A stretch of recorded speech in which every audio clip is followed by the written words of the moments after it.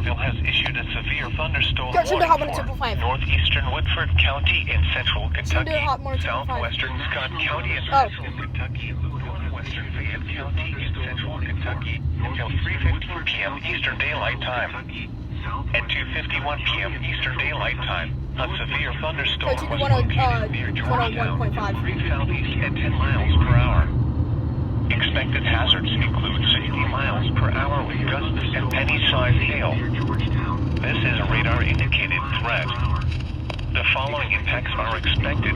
Expect damage to roofs, siding, and trees. Locations impacted include Lexington. For your protection, move to an interior room on the lowest floor of a building. Torrential rainfall is occurring with this storm and may lead to flash flooding. Do not drive your vehicle through flooded roadways.